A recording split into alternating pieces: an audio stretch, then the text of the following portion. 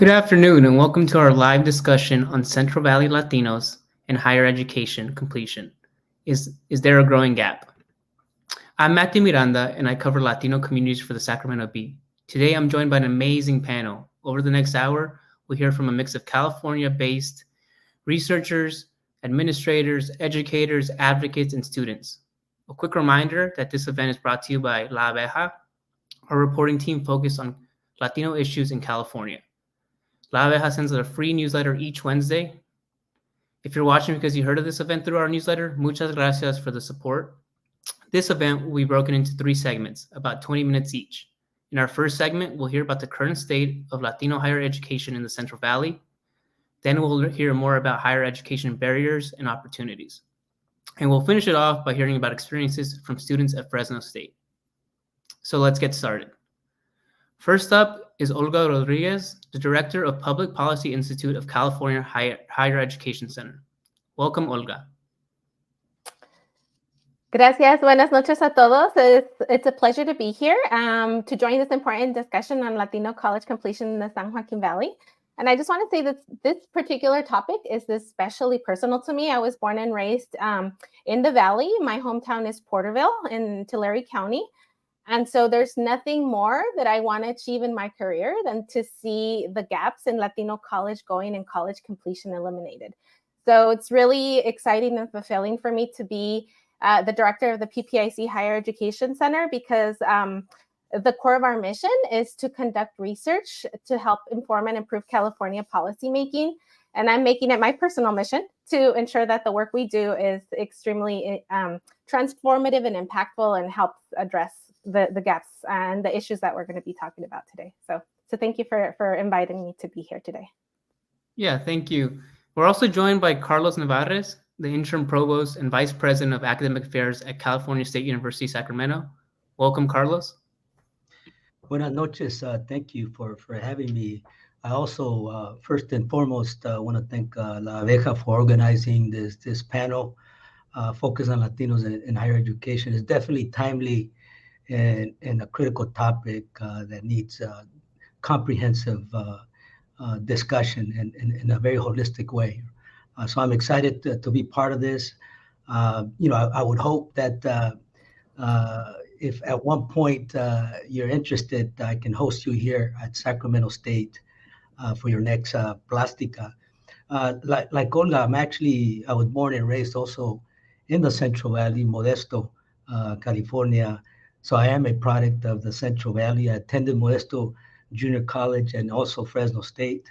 I was a first generation student and basically set the tone for the younger generation, for college goers in my family, the nuclear family and extended family.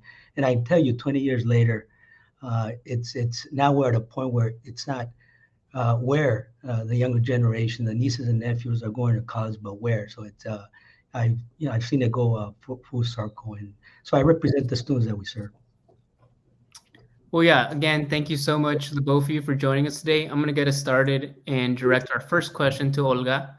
Can you just start off by telling us a bit about your research into higher education? What has improved over the years for Latino higher education completion in California, and what trends are you seeing emerge today? Yes, absolutely. So the work we do and the work I've done throughout my career has focused on community colleges. And as we all know, community colleges are the primary entry point for Latinos into higher education. And so over the last few years, the work we've done at PPIC has examined probably the most transformative pieces of legislation in California, community colleges, also known as Assembly Bill 705, which completely shifted the landscape of remediation in California. Back when we started this work in 2015, about 8 out of every 10 students coming into California's community colleges started in a remedial math or English course. And so these courses didn't count towards a student's degree or transfer. So students spent their time and tuition, but they weren't making any progress towards their college completion or transfer.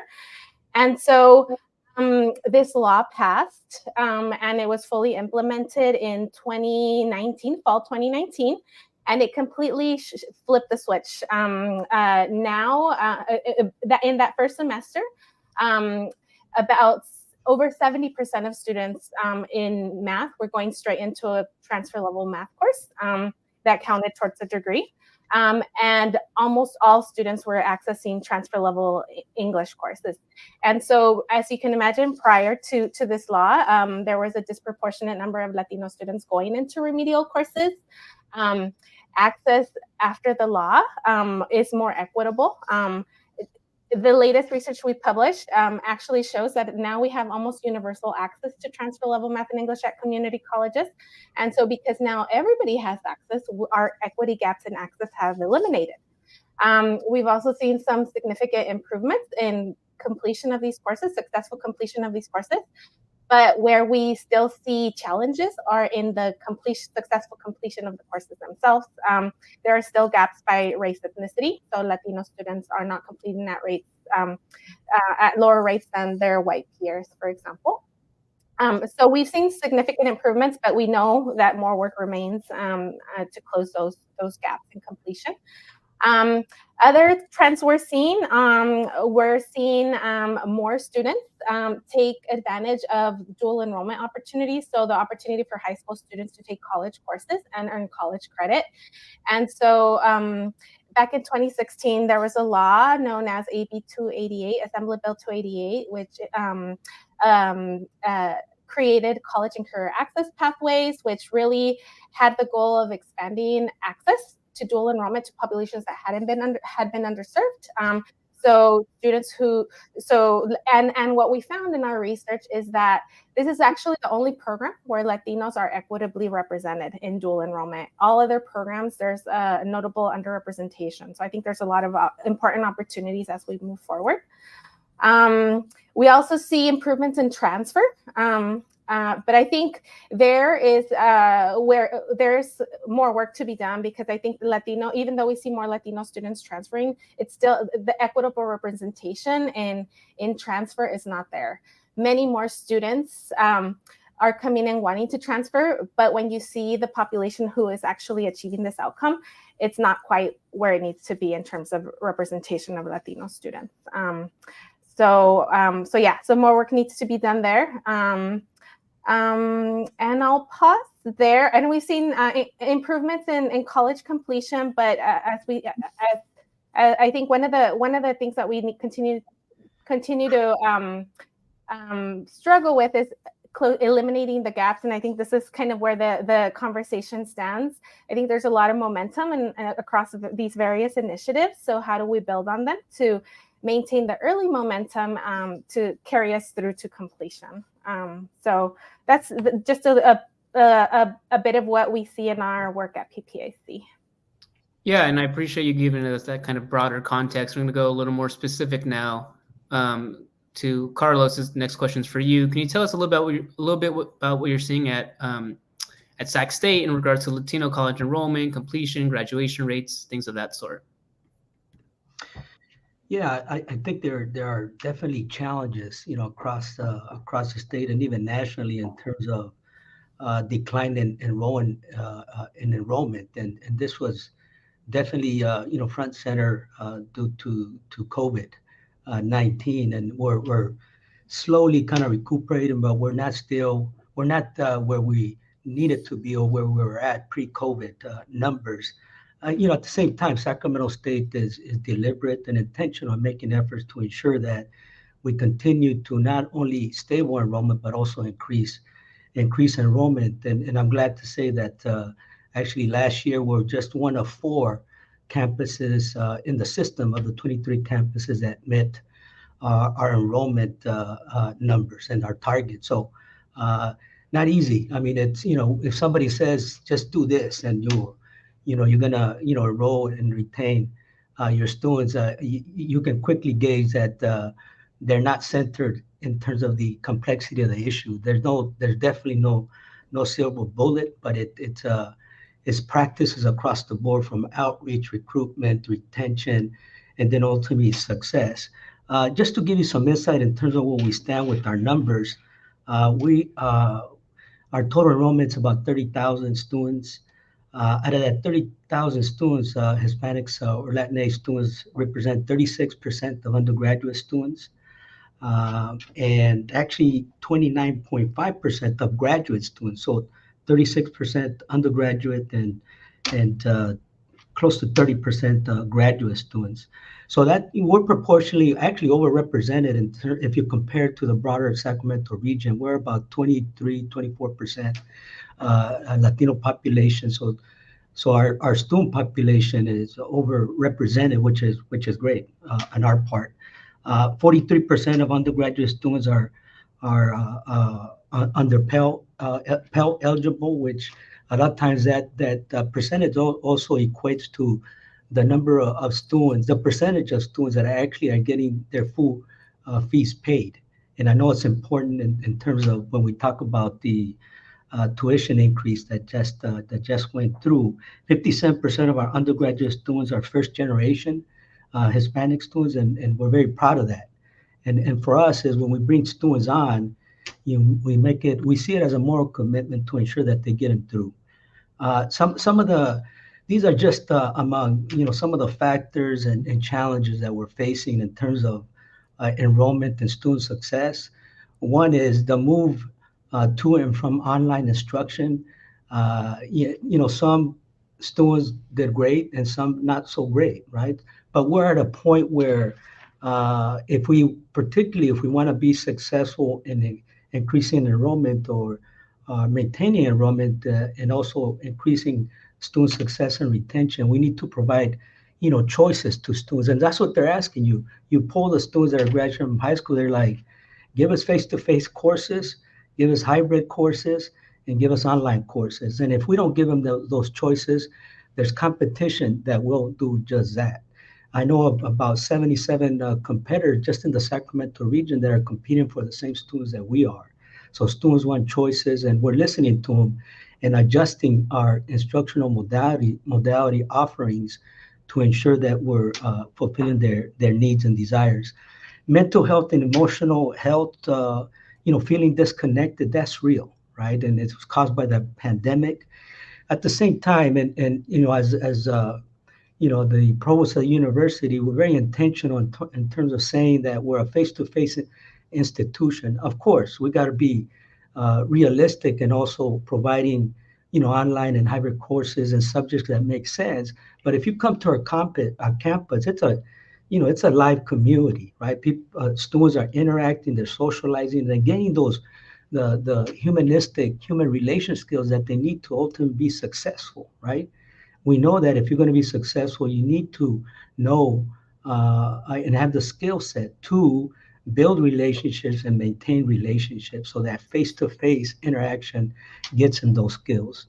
The rising cost, and especially on food and gas and housing, that's a challenge, and that's real, right? So, we have we're working on a basic needs center. We have a food pantry. We have housing assistance, to offset those burdens. We continue to decrease in community college enrollment. That's, across the system. Like I said, we have last year the whole system across the system, 23 campuses. There was a 25,000 students less. This year we're about 15, 17,000. So we're still, some of our smaller campuses are really struggling with that, right? And really are challenge in terms of really catering to the needs, particularly of the underserved students. So, those are real challenges that are happening. And then also the competition from the job market.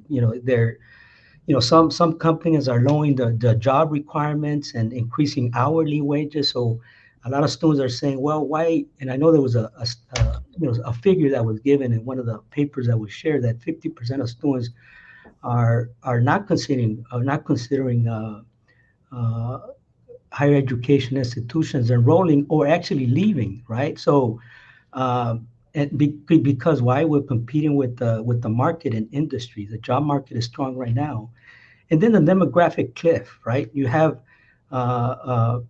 families that are leaving the state, or you have a college age population that is no longer available. And that's the unique thing about the Central Valley, and that's what makes it unique. In that the Central Valley, it still has a young age population with college age students, right? So knowing that California is the fifth largest economy, and we need educated workforce to maintain the vitality of the state, who best to serve the state if it's not the Latino students? Um, just one last thing. One of the things, and I actually wear my little pin here, the Excelencia. We're a Hispanic serving institution. We just received the reclassification for the Seal of Excelencia. We're one of 7 across the state system. Channel Islands, Long Beach, LA, Northridge, Sacramento, Fullerton, and Fresno are the 7. And basically, what both the Hispanic Serving Institution designation and the seal illustrate is that we are serving and committed to purposely serving our Latino students. It shows our intentionality of impact we are having on increasing student success. Thank you so much, Carlos, for giving that specified view into Sac State. I do want to ask one last question because we are running out of time for this panel. We did get a few questions from the audience about, as you mentioned, Carlos, the student tuition hike that's coming up. How do you anticipate the CSU tuition hike will impact Latino students? I want to give you both the opportunity to answer that one. Maybe Olga, I could go first for that one. Yes, so Carlos probably has a little more insight because he's in the kind of at the university. What I will say is in California, if you're low income and you apply for aid and you get a Cal Grant, hikes in tuition shouldn't be a concern because the Cal Grants rise to cover those additional costs. And I think that's one of the biggest things that I think is important to clarify, because it's often kind of like the big headline, it rises in tuition. But if you applied for your FAFSA or you got a California Dream Act, and you get a Cal Grant, then you shouldn't be concerned about the increases. Those are covered. So yeah, I feel like and many of in our Latino community are first gen low income, and so they should, if this should be maybe just more awareness to apply and seek that aid to make sure that your tuition is covered. Yes. So as you all know, in September, the Board of Trustees for the Cal State University system made a decision to raise tuition by 6% per year for the next 5 years. And the increase will go into effect 2020, the fall semester of 2024. For us is, definitely there's no other way to frame it, and it's real. Our students, particularly our low-income students, are going to feel the grunt of this, right? So for us, is the first thing we did is kind of post a question in terms of, what is our plan to reduce the impact of the tuition increases? So, we came up with some, a 10-point plan, right? And here's some examples. I'm not going to talk to all of them, but we launched an awareness campaign focused on tuition increases, and actually a lot of students were not aware of the tuition increase, right? So making them aware in terms of what that entails, and particularly in terms of dollar amounts, right? And also the financial aid resources. I know a lot of times, particularly first generation, you lack the information and where to go to for the resources to offset the cost of tuition. So an awareness campaign. We also increased scholarship. We're working on increasing scholarship utilization rate by streamlining and simplifying scholarship processes. Right now, the utilization rate's at 60%. We want to increase it to 80% or 90%. You have scholarships that are not funded because a lot of times students don't know the scholarships, or there's lack of application. So there's major money there to be had, but we just got to get the word out, to the students. So that's another way to offset the increase. We also, like I said earlier, establishing a basic needs center for those most in need. We're increasing student opportunities for employment, and we know that's a high impact practice that students that actually work tend to actually do better and complete in a timely manner and be more successful than those that are kind of the commuter and just coming to class and then leaving. And then also increasing fundraising for scholarship for students most impacted by a tuition increase. At the same time, there are benefits. So what are the benefits that will be accrued or gained from this increase? Well, we can bring to scale the quality of some of the programs that we offer. It can help retain and actually pay for these faculty. We're currently in collective bargaining, and faculty are negotiating salaries, so this will help actually pay for that increase, and it also helps retain faculty if we're paying them adequately, right? So it'll support also programs for students. It'll improve safety with facilities, enhance technology. Um, and yeah, those are some examples. Additional revenue is often used to create campus-based financial programs. So, as Olga stated, some of that money will go back to offset, particularly the neediest of students. So those are examples in terms of what we're trying to do, to offset the impacts of tuition increases with our students. Well, thank you both for your insight and just making time today. That does do it for our first panel. We're going to move on to our next segment, which will be led by Modesto B education reporter Taylor Johnson and Juan Esparza Loera, editor of Vida en el Valle. Thank you, Matthew. And thanks to everyone for joining us tonight. I'm Juan Esparza Loera, editor of Vida en el Valle, and we will chat tonight with Audrey Dow of the Campaign for College Opportunity and Dr. Benjamin Duran of the Central Valley Higher Education Consortium. We'll be talking about the barriers and opportunities to Latino student success. But first, let me welcome Taylor Johnson. Hello, everyone. My name is Taylor Johnson. I'm the education reporter for the Modesto Bee. So our first question is for you, Audrey. In 2020, Cal State reported its highest ever enrollment of nearly 500,000 students. 3 years later, projections show that the system-wide declines of about 25,000 are the highest rate in the system's history. What does your research say about these historic enrollment declines, and why does it matter for Latino higher education enrollment in the Central Valley? Thanks for the question, Taylor, and thank you to La Abeja for having the Campaign for College Opportunity here today.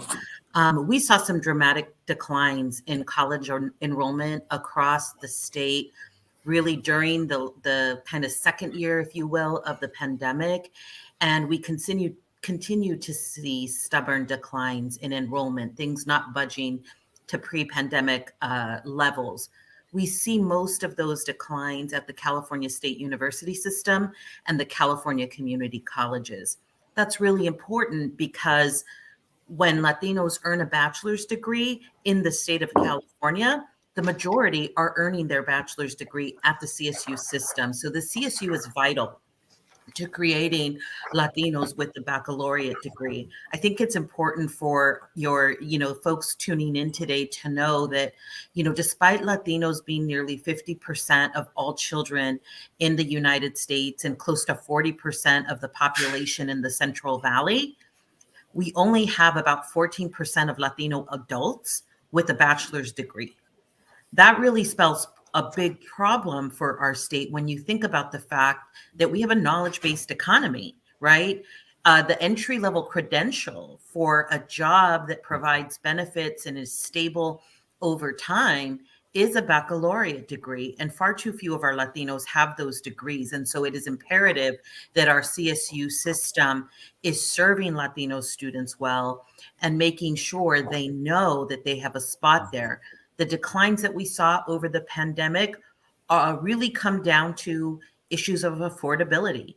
Students had to make incredibly difficult choices about whether or not they needed to work or whether they go to school. And I can't even imagine thinking of a higher education as a luxury because I need to put food on my table, or I need to ensure I have rent for another month. I think it's also important for everyone on this webinar to remember that today's students aren't 18 years old coming out of their parents' house, right? They have the security of mom and dad at home, and they have, a whole community behind them, supporting them financially to go to school. Our students today are heads of household. They have children, or they are active contributors, right, to the family's income.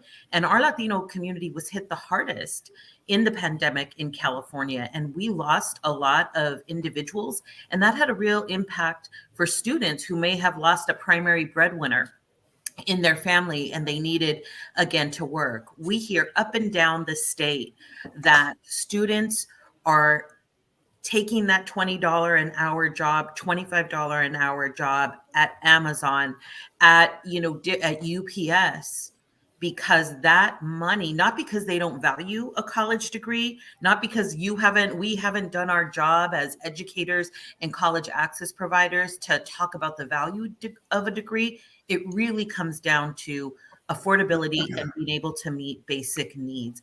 And that really will lead into a bigger discussion about how we as a state and region need to do a better job of tackling college affordability and the true cost of college. Thank you. Thank you. Thank you, Audrey. Dr. Duran, this question is about the unique challenges of retaining college-educated students in the Central Valley. This question comes from Analisa Freitas of Modesto. Her question is, are Latinos that get higher education degrees staying in the Central Valley, or are they leaving? And what are the students that don't get higher education? Are they more likely to stay in the area? That's a really wonderful question. And first of all, thanks for having us here from the Central Valley Higher Education Consortium, which, by the way, includes the 9 counties from Kern all the way up to San Joaquin County. And so we include 28 colleges and universities. So we get a good sense of what's going on. But with respect to the question, we lose students when they go away to the coast or to Southern California for their bachelor's degrees and don't come home. That's when we lose a lot of our students.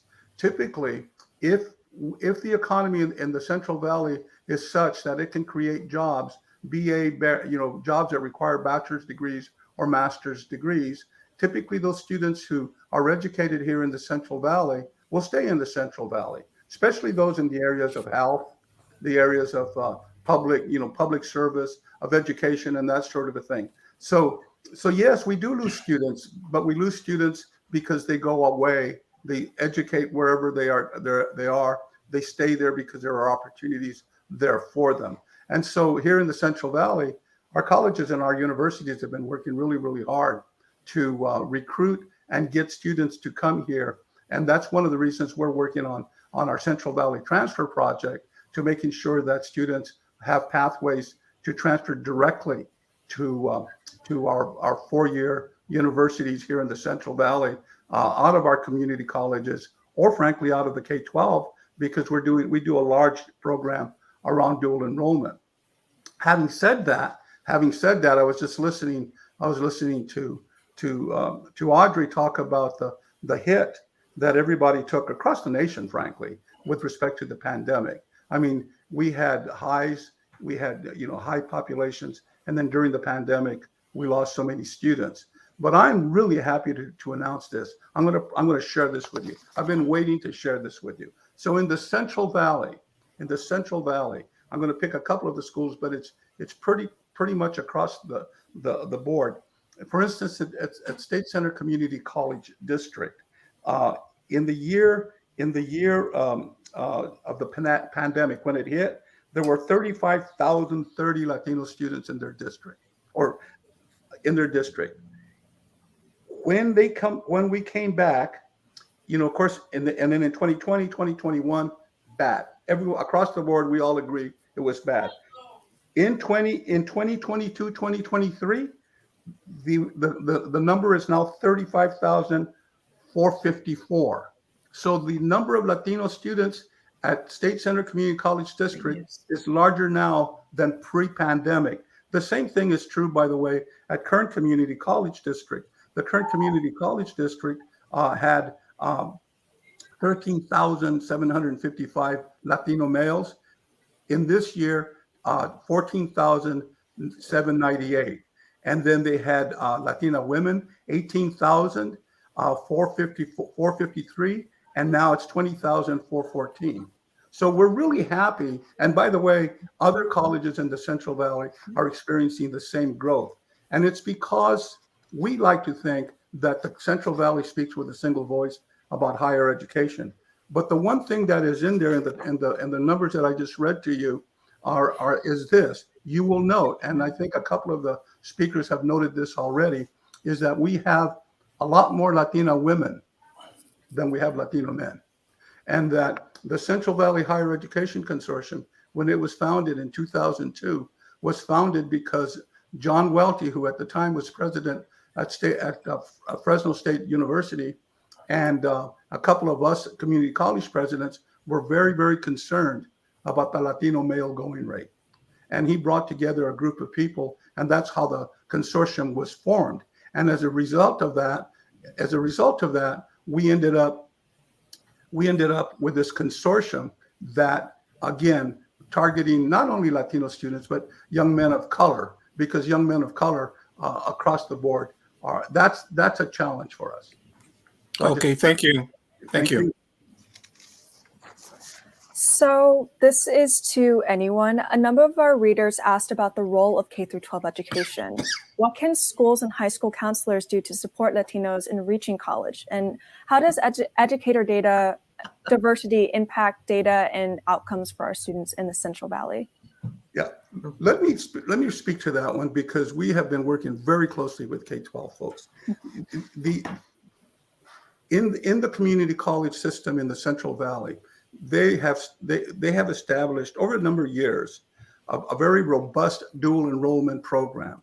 For those folks who don't understand what dual enrollment is, it means that community colleges are teaching college level courses at high schools, and they're being taught by master's holding people, et cetera, and doctorate holding people. They're teaching them, and these youngsters are earning high school degrees or high school college credits while still in high school. To give you an example, McFarland High School, small rural high school down in the southern part of the Central Valley, graduated 200 kids, 60 of them. Now listen to 60 graduated with Associate of Arts degrees and transferred to four-year universities directly from high school. Mendota High School graduated almost 200 kids. They graduated 60 students with Associate of Arts degrees. Firebaugh High School, Tranquility High School, 100 kids, 20 of them graduating with Associate of Arts degrees. What that tells us is, though these kids are graduating with Associate of Arts degrees, it tells us that there are a lot of them that are holding 15 or 20 or 30 college units before they go to college. So that speaks to the K-12 partners partnering with their local community colleges to be able to provide these pathways. We're doing another program called Math Bridge. So there are a lot of students, I was one of them, who in high school are not good math students, and they don't want to take mathematics. But we know that if they get their gateway math course and their gateway English course out of the way before they get to college, their chances of finishing are going to be far greater. And as a result of that, we have high school faculty and community college faculty coming together, developing the college course, delivering the college course, and the pass rate is around 95%. But even more impressive to me is that of those youngsters who did not like mathematics, 20% of them, when they go to university, choose STEM majors. They choose majors that require mathematics because they realize, oh my gosh, I can do this. So there are other examples of things that we're doing that I'll share later on if the opportunity presents itself. But with respect to the K-12s, the relationship between the K-12 systems and the community colleges and their universities is essential. And then another thing that I would say to you is, as our community-based organizations. In Fresno, there are two organizations that I'll mention. There are others, by the way, and there are others up and down the Central Valley, but I'm going to mention these two. One of them is the Parent Institute for Quality Education, PIQUE.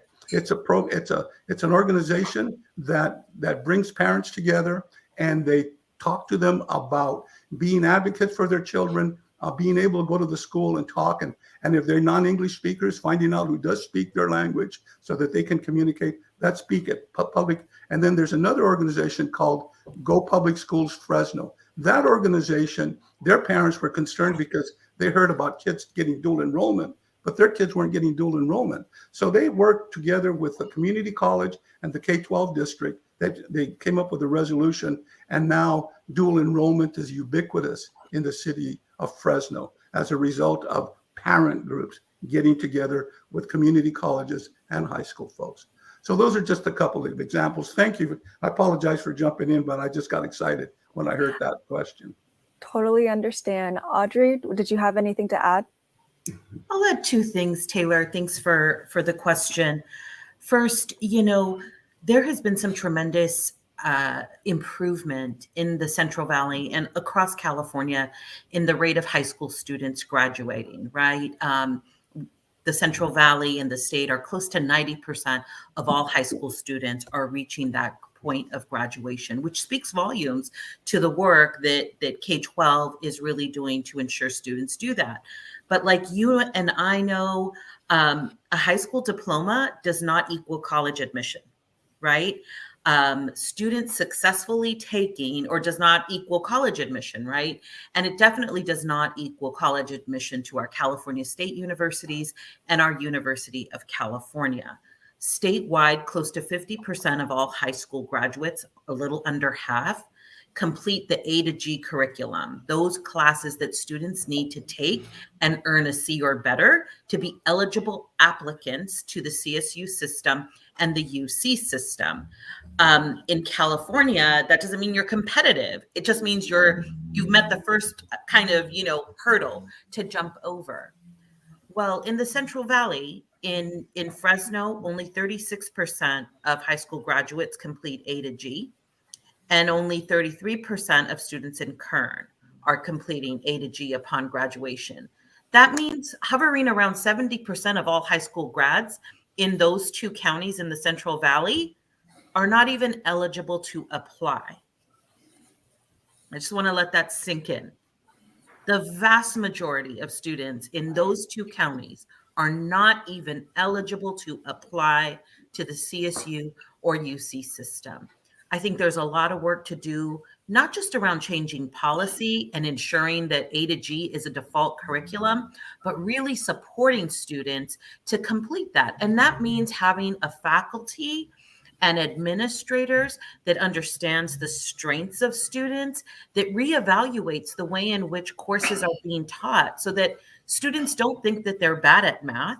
Maybe they're just not being taught the right way, right? Or taught in an engaging way that can demonstrate applicability.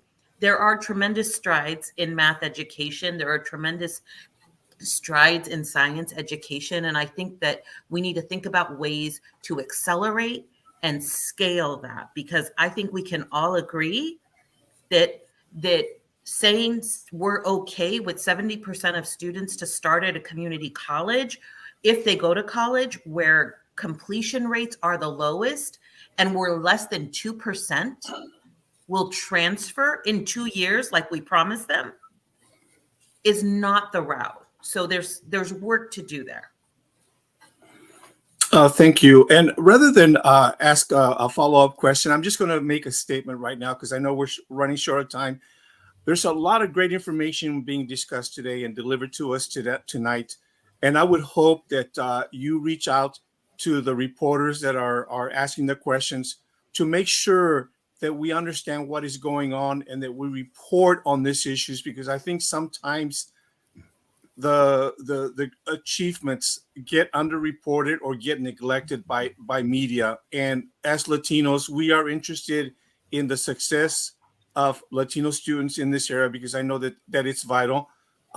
So Taylor, go ahead and close out this segment. Of course. So I do want to thank both of you, Benjamin and Audrey, for your time and sharing your insights with us tonight. We learned a lot, and the work that you're doing is very valuable. Our next segment is going to be presented by Melissa Montalvo and Eric Galicia of the Fresno Bee.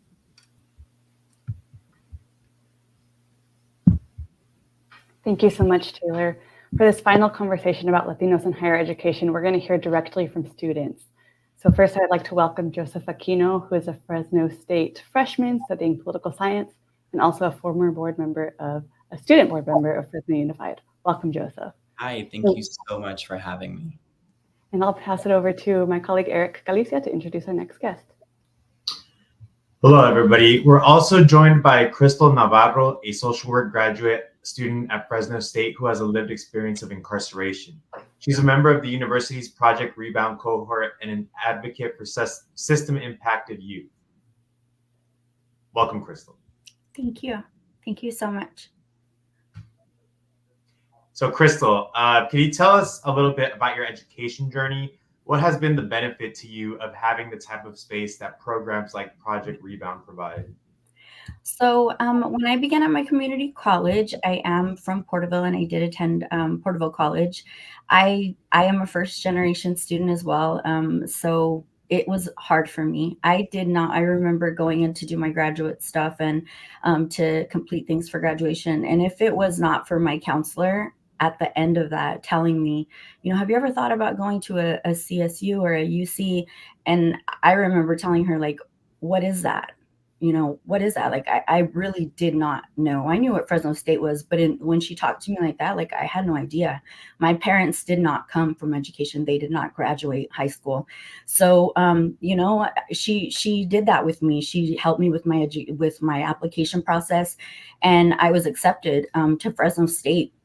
I got there and I found this whole community of, people that were just like me. Latinos, I'm a very proud Latina. And, I had never even thought that I would want to get a bachelor's degree in AA in my family was just huge.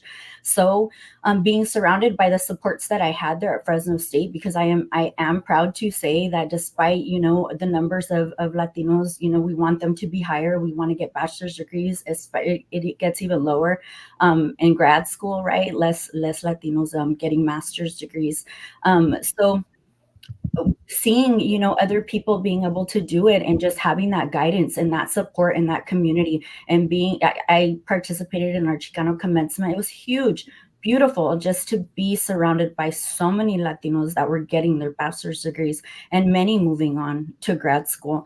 It was just a proud moment. So I am happy to say that at Fresno State, I have felt very supported. There is many different, services and supports there for all the students, but as well as, our Latino community. I definitely feel supported there, and also feel like if it wasn't for me going to Fresno State, I don't know that I would have had all of the opportunities that I had, especially with the intersectionalities that I do have, coming from a marginalized population, incarceration, just a lack of education. All of those things really made it difficult for me. And at my community college, unfortunately, I did not have, a whole lot of support of people telling me, you can do this, you can do that. I aimed very low, and I thought that an AA would have just been huge. Thankfully, like I said, those things changed, and I have been able to flourish at Fresno State and want to continue and just feel really supported, by not only Project Rebound, but my university. They do, help. I believe it was Audrey that said, our students do not look like they used to. They are head of household, which I am. They have children, which I do. It is much different. And so, my university has always supported me with providing me grants or scholarships, anything to help me through my academics. And now I'm in grad school. So yeah, it's been a journey, and definitely I have that support now. So I'm very happy to be a student at Fresno State, a graduate student at that. Thank you. Thank you so much, Crystal, for sharing. This next question will be for Joseph. Joseph, we're hearing from readers, for example, Francis Lopez of Modesto wanted to know just what are the best ways Latinos can support their loved ones who want to pursue higher education. So could you just tell us a little bit about your education journey as well, and how your family played a role in that? Yeah, I can start off by saying, thank you for the question, by the way. I can start off by saying, at the beginning of my high school, education, I wasn't the best student. They would call me a frequent flyer for not going to class and doing this and doing that. It was until I kind of took the words of my aunt who was the first in my family to go to, a top-notch university at UCLA. She really set the bar high for me. And when I look at her, I think of, the success story that she has and the impact that she had on me. And I also wanted to, how can I say this? What impact can I leave on individuals, not only within my family, but within my community? And that's what I did. And I continue to represent my community in the best way possible by running for the, the highest leadership position within, Fresno Unified, which is the student board member representing all of our students in the district. So, my education journey was a bit of a roller coaster, and it was very turbulent. And my family was extremely supportive, and I'm very thankful that I not only had my Aunt Isabel, but my cousin Mariah, who recently graduated from Fresno State as well with her bachelor's degree. I'm really excited to be the first male in my family to be in college, especially, me being, a part of the LGBTQ plus community. In my perspective, I really do believe that I'm setting the bar high up for, students who look like me and are me. So, yeah. Thank you, Joseph. Thank you, Joseph. Crystal, this next question, we kind of, it seems like we've been touching on this topic a little bit throughout this forum. Audrey spoke a little bit about it, and you kind of touched on this in your last answer. But I wanted to get you to expand a little bit more on the type of support that you found in regards to this, right? So according to last year's CSU legislative report on Project Rebound, more than a third of the program students have children under the age of 18.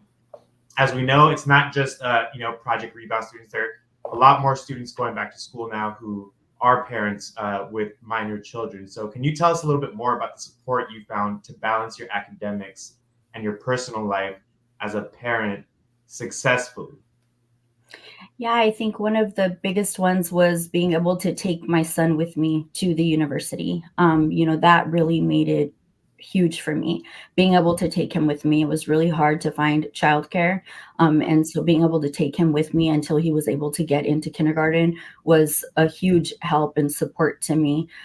Being able to also just, we have basic needs grants, and we have, a food pantry, and the Project Rebound, they actually give us like food vouchers to get food on campus, any Starbucks, whatever it is, just like everyone else is able to get. They help us with books and, just everything. So I think that there was just like a whole lot of different support that I had that actually, helped me continue, to just get up every day and go, because I felt so supported. And I also knew that if I did come into challenges, that I had a space on campus that I could go that would help me through that. Like I said, I think at that time, just getting a bachelor's degree was what I envisioned for myself. So when I began to see other Latinos with, PhDs and master's degrees and just all of these great things, I wanted to be that. Like, I just wanted that. So yeah, I hope that answers your question, but I think there's just a whole lot of different supports, and it's accessing those resources.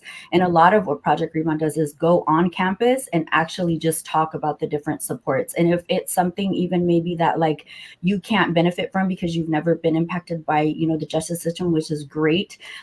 We still can, we know of so many other resources to help students and to, so that they can reach their academic goals as well. Thank you for sharing, Crystal. This next question can be for both of you, either of you, if you want to answer it. We had a reader from Stockton, Kat Ellison, ask, what advice would you give students who are maybe on the fence, who are concerned about maybe taking on the debt or concerned about being employed after college? What advice would you give someone on making that decision? I'll go ahead and answer that question. For the students, I'm going to cover the topic of students who plan on going to college, whether or not if it's something that they would love to do. There is a lot of resources out there. I am currently partnering with the Foundation for Fresno Unified Schools that was founded by Wendy McCauley. We are about 3 years old. We're a new nonprofit, and our main focus is giving full support for all of our students within, Fresno Unified. I did highlight that we are the third largest district. And, when we look at the demographic of, the district, Latinos are at its highest. And when we also look at their, financial level, about 80% of our students, regardless of ethnicity, 80% of our students in the district are, considered or identified as low income. One thing that we do for the foundation is that we provide scholarships. That's number one on our agenda, is making it our mission to ensure that all of our students, achieve at their greatest potential beyond K through 12. We do understand, and I did, bring the perspective of a Latino, that there are students who are like me, who may be undocumented, who don't have the opportunity to, apply for a FAFSA or whatever it is, and we want to ensure that we give those students that support as much as they need.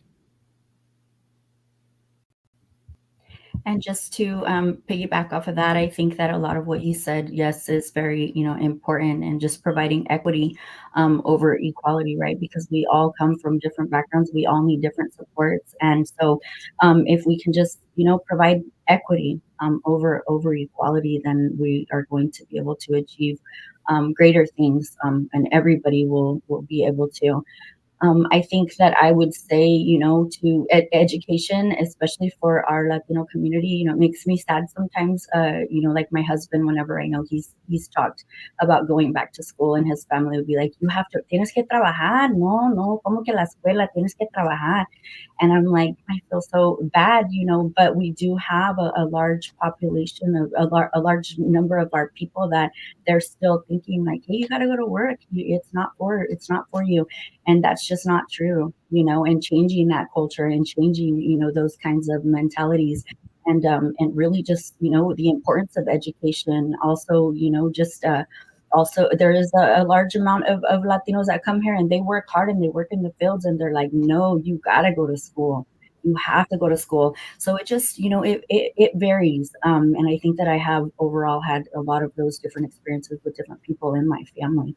So go to school. It does amazing things for you. It really does. That my education just, it saved my life. And I say that, and I mean that, and I've said it a million times. But it's also allowing me not only to change the trajectory of my life, but for the generations to come, because now I see my little boy and he's like, go dogs, all little. And I'm like, yes.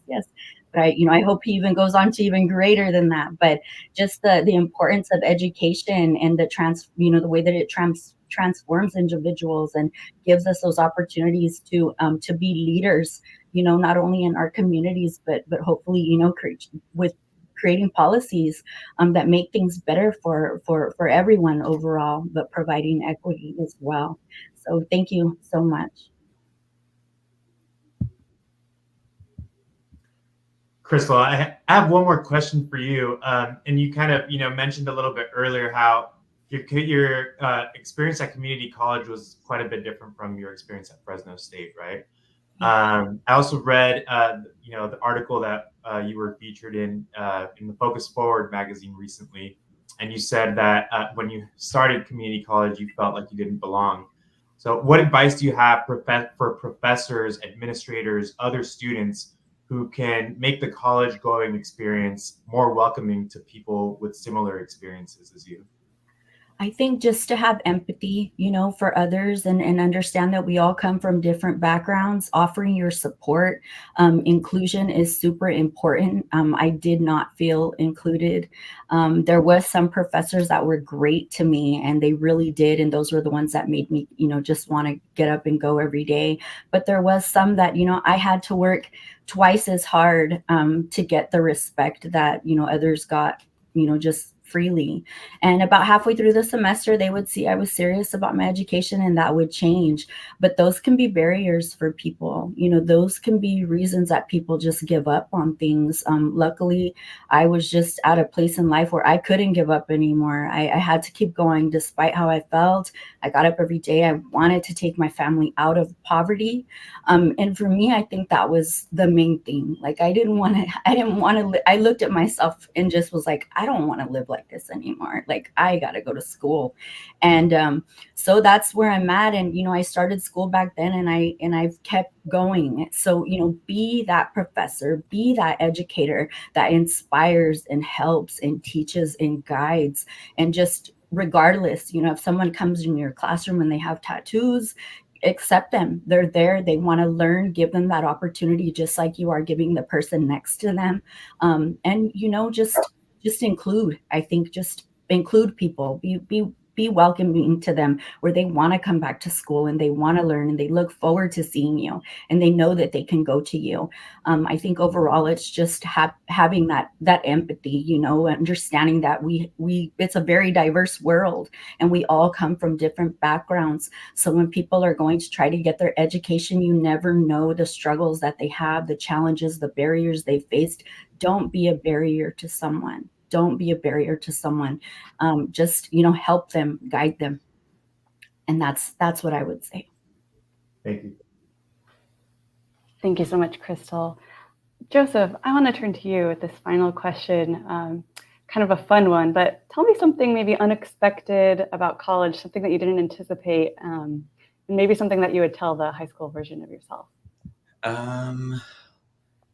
It's very different. It's very much quiet than than on the actual school side of a high school. It's very quiet, and but I just echoing, you know, what Crystal highlighted in her previous questions is that, you know, Fresno State is really diverse, and you know, it's quite it's an eye opener to see the different amount of people who are in your community and that is on Fresno State. And I think that's so phenomenal and such a beautiful thing to see. And I hope and all students and who inspire to go to college, that they get to see that firsthand. Thank you. And Crystal, anything you'd add?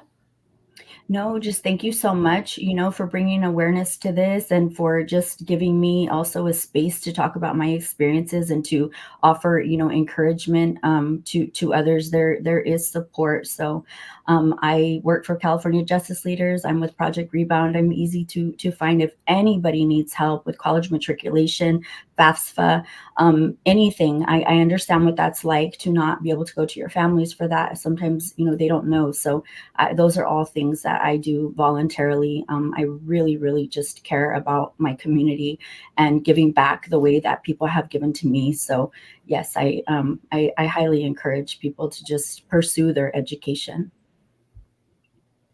Well, thank you so much, Crystal and Joseph. And thanks, you know, this was really insightful. I also want to thank Carlos, Olga, Audrey, and Benjamin for sharing these insights on higher education in the Central Valley. We will definitely have a lot more to report on. So thanks everyone who joined for your time this evening. For anyone interested to learn more, the Public Policy Institute of California is actually hosting a virtual meeting with California's public higher education leaders on December 1st. So visit ppic.org to learn more about that. And please stay in touch with La Abeja team by subscribing to our newsletter or send us a message on X, formerly known as Twitter, and tell us what you learned from this panel discussion, if you learned something new or what stood out to you. Again, please stay in touch, and thank you so much for your time. Consider supporting local journalism with a subscription if you can, or even gift a subscription this holiday season. Thank you so much. With that, we'll wrap up, and have a great rest of your evening, everyone.